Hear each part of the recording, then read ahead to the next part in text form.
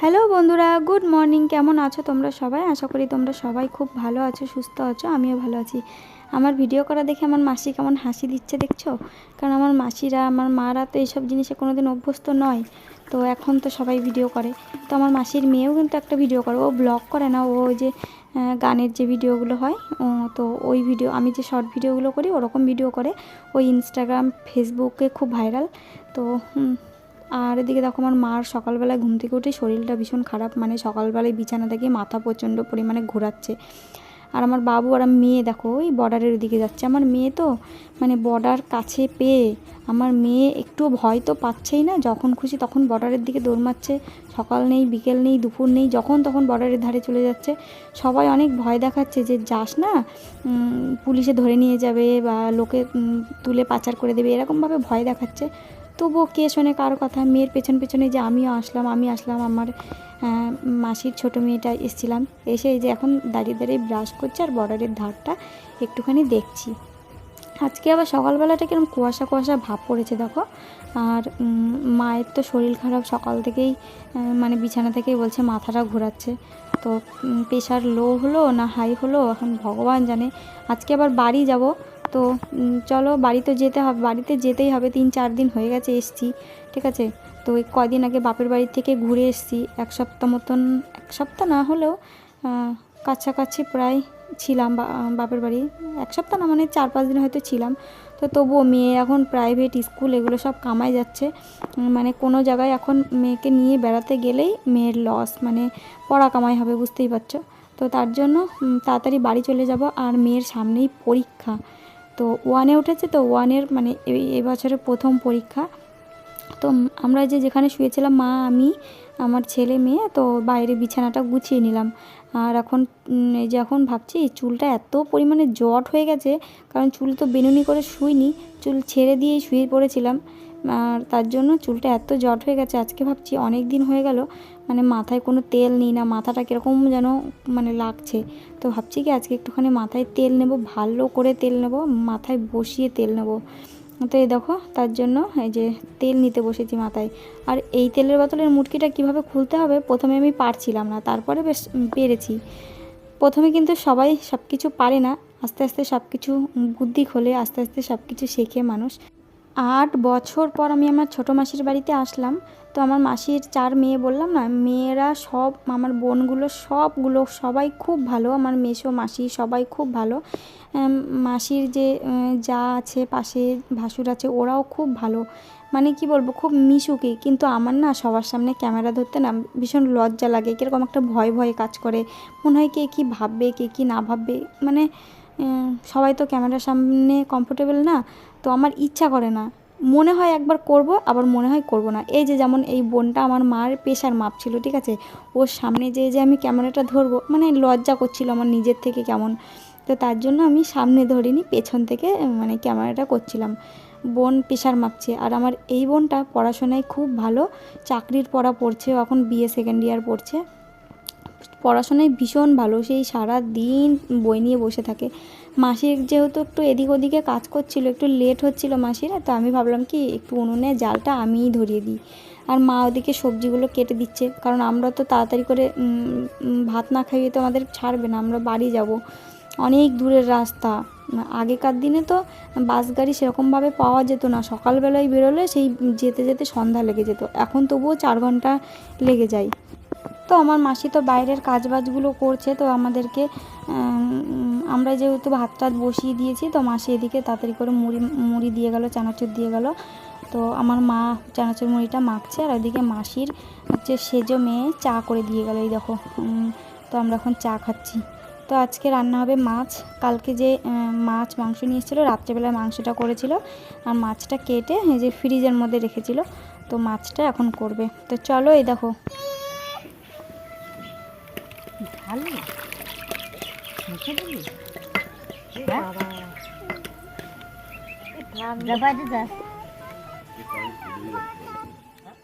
তো তো ছেলের আর মেয়ের জন্য এই যে ম্যাগি করেছি, একটু করে খাওয়াবো, তারপরে একটু করে ভাত খাওয়াবো। ছেলে তো হয়তো ভাত খাবে না, তবুও একটুখানি পরে খাওয়াবো, যখন ভাত হবে চেষ্টা করবো একটু খাওয়ানোর, খাইয়ে টাইয়ে তারপরে রেডি হব। আর জানো তো আমরা চেয়েছিলাম খুব সকাল সকাল বেরোবো, কারণ এত দূরের রাস্তা, রোদ উঠে গেলে আর বাসে গাড়িতে আমি উঠতে তো পারি না, বাসে বলো অটোতে বলো, যে সমস্ত গাড়িগুলো তেলে চলে বাইক বাদে, তো সব গাড়িতে উঠলে আমার যেন কীরকম একটা গা গোলায়, গন্ধ গন্ধ লাগে, তো আমার বমি আসে, আমার একদম ভালো লাগে না। তো আমরা আর বেরিয়ে পড়েছি, ওই যে গরুর গাড়িতে করে পেঁয়াজ নিয়ে যাচ্ছে, তো এদিকে বেশিরভাগই পেঁয়াজ রসুনের চাষ। আমরা ভেবেছিলাম মাসির বাড়িতে এসে যে পেঁয়াজ রসুনের জমিতে যাব, কিন্তু আমার মাসিদের জমি অনেক দূর, অনেকটাই দূর, তো অত দূরে যাওয়া সম্ভব না, রাস্তা ভালো না। ভেবেছিলাম সাইকেল নিয়ে যাব, কিন্তু বোন বলল সাইকেল নিয়ে যাওয়ার মতন রাস্তা না, মানে রাস্তা এতটাই বাজে, বুঝতে পারছো এখানকার যাতায়াত অবস্থা সব কিছু খুব খুব বাজে, মানে গাড়ি পাওয়া যায় না। এই দেখো এখানটায় এই বটগাছের গোড়াটায় এসে আমরা 1 ঘন্টা দাঁড়িয়ে আছি একটা টোটোর জন্য, ঠিক আছে। এই টোটোতে করে যেয়ে মানে যেখানে বাস দাঁড়ায় সেখানে একটুখানি বাসে ওঠার জন্য 1 ঘন্টা দাঁড়িয়েছি, এখন অবধি একটা টোটো এসে পৌঁছায়নি। কি করব, এই যে পথ চেয়ে বসে আছি কখন একটা গাড়ি আসবে, কখন যাব। আমরা যদি খুব সকালবেলায় মানে ভোরের দিকে বেরিয়ে যেতাম তাহলে কতই না ভালো হতো। এখন দেখছো কত রোদ উঠে গেছে, তো এই রোদের মধ্যে গরমের মধ্যে বাচ্চা কাচ্চা ব্যাগপত্র নিয়ে, আর আমার বাবু তো থাকতেই চাচ্ছে না, যেখানে সেখানে শুয়ে পড়ছে, যেখানে সেখানে রাস্তার দিকে দৌড় মারছে। দেখো রোদে গরমে বড় মানুষই তো অস্থির হয়ে যায়, আর তো ও তো ছোট মানুষ, ও তো কিছুতেই থাকতে চাইছিল না। আসমি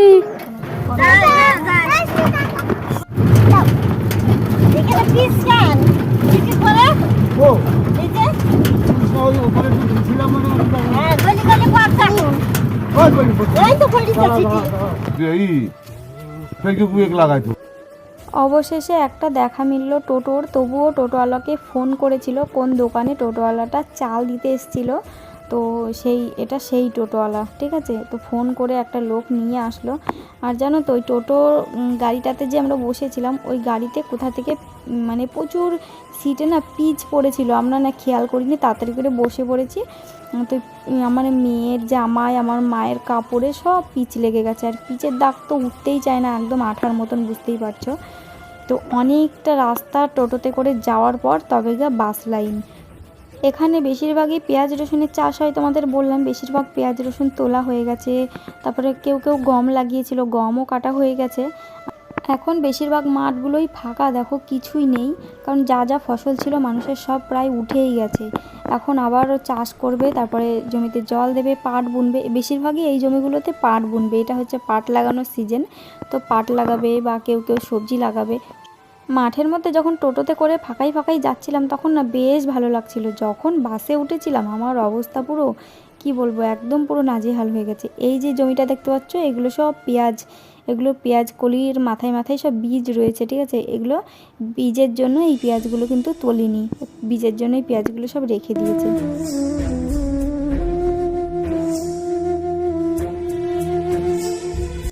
অবশেষে অনেকটা আসার পর একটা বাস পেলাম, তো বাসটা দেখো পুরো ফাঁকা। এটা এমনই একটা জায়গা, এখানে একদম পুরো বাজে জায়গা বলতে পারো, মানে যাতায়াতের দিক থেকে খুবই বাজে, বাস গাড়ি টাড়ির খুবই অসুবিধা। তো দেখো আমার তো বাসে উঠতেই আমার শুরু হয়ে গেছে নাকে গন্ধ লাগা, মানে আমি বাসে উঠলেই সহ্য করতে পারি না, নাকে কেমন যেন একটা গ্যাস করে, বমি বমি লাগে, তেলের যে একটা পেট্রোলের যে একটা গন্ধ আছে না, ওই গন্ধ আমার একদম সহ্য হয় না, একদম বমি বমি পায়, একদম বাজে লাগে। এখন তো বড় হয়েছি তবুও একটু চেপে চুপে হয়তো রাখতে পারি, আবার কখনো রাখতে পারি না, বমি করে দিই, কিন্তু ছোটোবেলায় একদমই পারতাম না।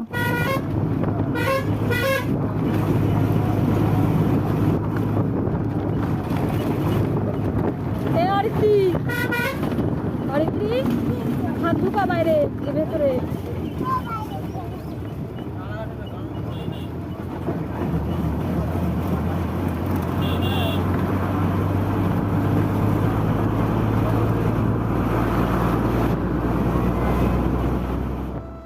তো বাসে করে চলে এসেছি আমি কৃষ্ণনগর বাস স্ট্যান্ড এটা। তো ওই বাস থেকে নেমে ওখান থেকে কিছু ফল কিনেছিলাম, আঙুর ফল, তরমুজ, এগুলো কিনেছিলাম, কিনে টিনে এই যে আবারও কৃষ্ণনগর বাসে উঠে পড়েছি, মানে এখান থেকে যাব এখন শান্তিপুরে, ঠিক আছে, তারপরে গিয়ে নামবো। তো আমার মায়ের মতন চলে যাবে, আমি আবার বাস থেকে নেমে টোটোতে করে তারপরে যাব। আমার বাবু তো কিছুতেই থাকতে চাইছিল না, এটা ওটা খাওয়ার টাওয়ার কিনে দেওয়ার পর এই একটুখানি বসে আছে। ওই যে অরিত্রী ওখানে ছোলা মাখা খাচ্ছে, অনেক কিছু খাবার কেনা হয়েছিল, পাঁপড়, পেপসি, তারপরে ছোলা মাখা, এই সেই মানে কিনেই যাচ্ছে একটার পর একটা। 4-5 ঘন্টা একভাবে এই যে বাসে গাড়িতে উঠে এখন যেতে হবে বাড়ি।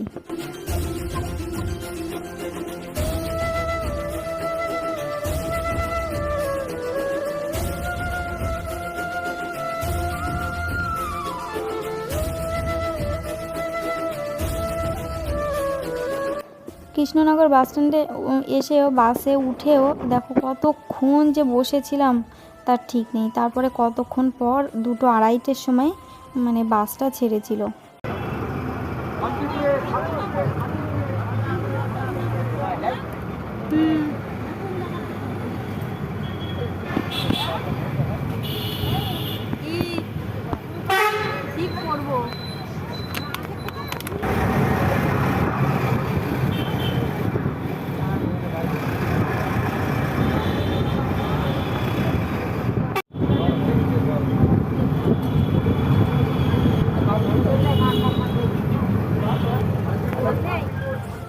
এটা হচ্ছে আসার পরের দিন সকালবেলা। তোমাদের সবাইকে গুড মর্নিং। দেখো না মিষ্টি কুমড়োর গাছটা দেখে না কেমন মায়া লাগছে। গাছটা ওঠার জন্য শক্ত একটা লাঠি চাইছে, কিন্তু গাছটা তুলে দেওয়ার মতন কিন্তু কেউ নেই। যখন গাছটাতে ফল ধরবে, গাছটা যখন বড় হয়ে মানে ছড়াবে গাছটা, তখন কিন্তু সবারই প্রয়োজন হবে। কিন্তু এখন কেউ গাছটাকে মানে ফেলনা মনে করছে সবাই, ঠিক আছে। কিন্তু গাছটাকে যদি একটু কেউ যত্ন করে, এই গাছ থেকে কত ফল হবে, ফুল হবে, তারপরে হচ্ছে সবজি হিসেবে আমরা খেতে পারবো, সেটা তো কেউ বোঝে না না।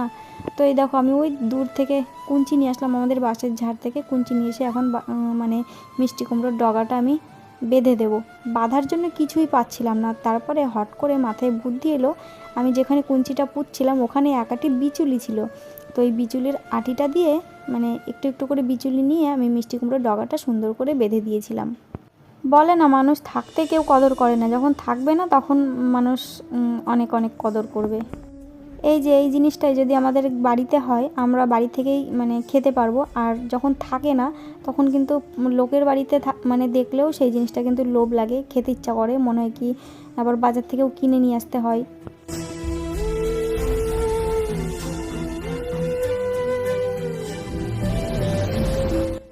যেহেতু বাড়ি ছিলাম না, তো জলের ড্রাম পুরো ফাঁকা হয়ে রয়েছে। তো জলের ড্রামটা চলো এখন রাস্তাতে দিয়ে আসি, আর তারপরে এসে বাদবাকি কাজকর্মগুলো করব। আমি চেষ্টা করব প্রতিদিন তোমাদের সাথে ব্লগ শেয়ার করার জন্য। আজকে একটু মানে ভিডিওটা দিতে লেট হয়ে গেল, 2 দিন পর পর 11টার দিকে ভিডিও দিয়েছি। আজকে এডিট করতে সময় পেয়েছিলাম না, আজকে হয়তো ভিডিওটা যেতে যেতে বিকেল বা সন্ধ্যাও হয়ে যেতে পারে। তো আমি তোমাদেরকে একটা কথাই বলবো, আমার ভিডিওগুলো একটু তোমাদের বন্ধুবান্ধবদের মধ্যে শেয়ার করো। আর তোমরা অনেকে বলো না যে দিদিভাই যে ইংরেজিতে কথা শোনা যাচ্ছে, ঠিক আছে, তোমরা ওটা তোমাদের নিজেদের ফোন থেকে বাংলা করে নেবে। আমি এখান থেকে কিছু করতে পারবো না, ওটা যার যার ফোন থেকে সেটিং থেকে ইউটিউব দেখে দেখে সব ঠিক করে নেবে।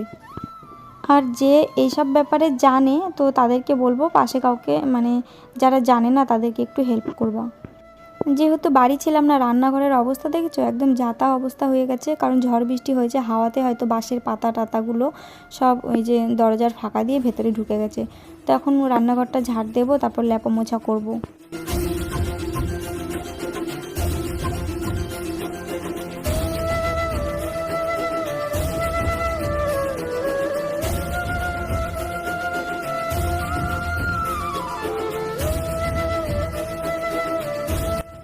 বেশ কয়েকদিন ধরে ভাবছি আমি একটা মাটির তুলা উনুন বানাবো বাইরে রান্না করার জন্য।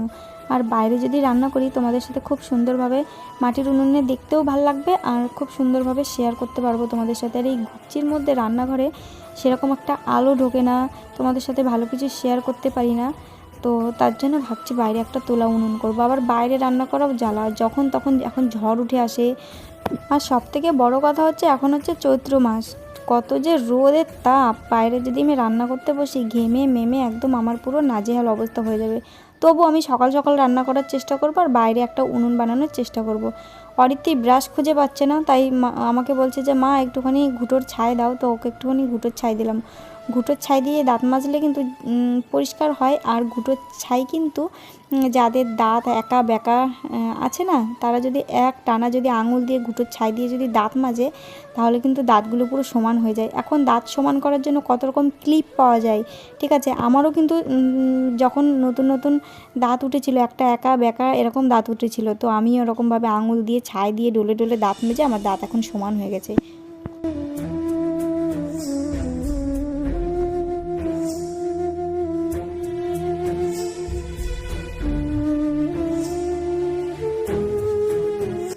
পরের ভিডিওতে তোমাদেরকে একটা কথা বলবো, আজকের ভিডিওতে আর বললাম না সেই কথাগুলো। অরিত্রীর বিষয়ে একটা কথা বলবো, ঠিক আছে। তো অরিত্রীর প্রতি সত্যি আমরা ছোটোবেলা থেকে সেরকমভাবে কেয়ার করি না। অরিত্রীর প্রতি কী বলবো, এই ছোটো বয়সে বিয়ে করে, অল্প বয়সে বিয়ে করে মানে জীবনটাই পুরো নাজেহাল অবস্থা হয়ে গেছে। দুটো বাচ্চা হয়ে গেছে, মানে পুরো কী বলবো, মানে আমার নিজেকে যখন যত্ন করার কথা ছিল সেই সময় বিয়ে করে এখন বাচ্চা কাচ্চা হয়ে গেছে। তো এখন ওর ওইসব কথা বলে কী লাভ। তো মেয়েটা ছোটোবেলা থেকে কোনো যত্ন পায়নি, আর তার জন্য আমি তোমাদেরকে পরের দিন একটা কথা শেয়ার করবো, আজকে আর বললাম না সেসব বিষয়ে।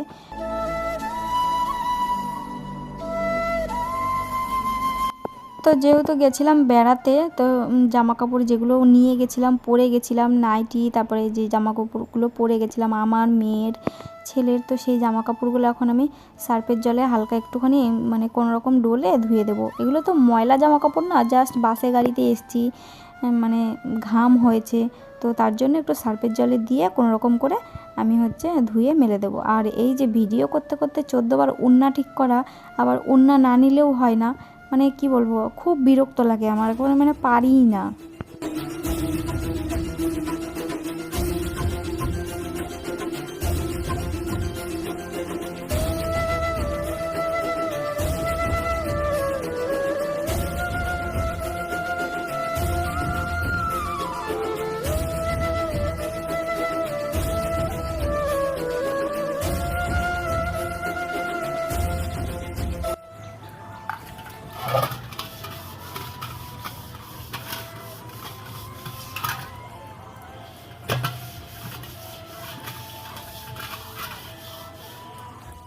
তখন সকালবেলায় দেখলে জলের ড্রামটা আমি রাস্তায় রেখে এসেছি, কিন্তু কলসিতে যে রান্না করার জল নেই সেটা আমার একদমই খেয়াল ছিল না। এখন হঠাৎ করে রান্নাঘর লেপতে গিয়ে হঠাৎ করে আমার মনে পড়লো যে আমার না কলসিতে জল নেই, আর জল না থাকলে আমি রান্না করব কী দিয়ে, কারণ আমি তো বাড়ি ছিলাম না কালকে, যে টাইম কলে জল ধরতে পারিনি। তো এখন ভাবছি কি কলসিটা মেজে ভালো করে আমি এখন দিয়ে আসবো, কারণ এখন জলওয়ালা এসে দাঁড়িয়ে আছে, সবার জল ভরছে, সবার ড্রামগুলো ভরতে ভরতে আমার এদিকে কলসিটা মাজাও হয়ে যাবে, ধোয়াও হয়ে যাবে, আর আমি দৌড় মেরে কলসিটা দিয়ে আসবো। আমাদের এখানে 1 কলসি জল 5 টাকা নেয়, আর ড্রামগুলো 10 টাকা করে নেয়, বাড়ির উপর দিয়ে যায়। তোমাদের ওখানে কেমন নেয়?